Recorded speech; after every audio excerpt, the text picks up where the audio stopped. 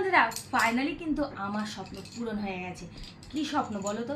আজ থেকে 5-6 বছর আগে আগে একদিন আমি দেখেছিলাম যে একটা দিদি ভাই এই ধরনের মোটা মোটা শাখাগুলো পড়েছিল 5-6 বছর আগে।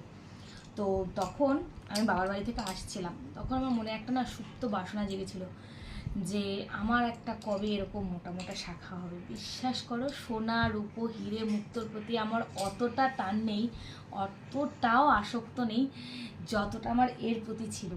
তো ফাইনালি কিন্তু তোমাদের দাদাভাই আমাকে এটা গিফট করেছে।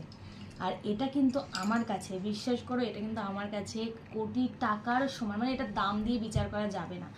তাই আমি এর দামটা তোমাদের সাথে বলতে পারলাম না, কারণ এটা আমি দাম দিয়ে হিসেব করি না, কারণ এটা আমার স্বপ্ন, আমার পূর্ণ হয়েছে।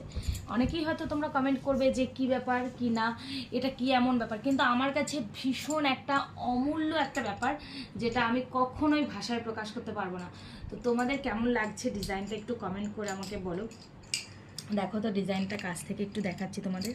দেখো দেখো, প্রতিটা বিবাহিত মেয়ের কাছে, প্রত্যেকটা বিবাহিত মেয়ের কাছে শাখা সিঁদুর থেকে অমূল্য সম্পদ আর কিছুই হতে পারে না। তাই এটার দাম দিয়ে বিচার করছি না, তাই আমি এটার দাম কিন্তু তোমাদের কাছে মেনশন করতে পারছি না।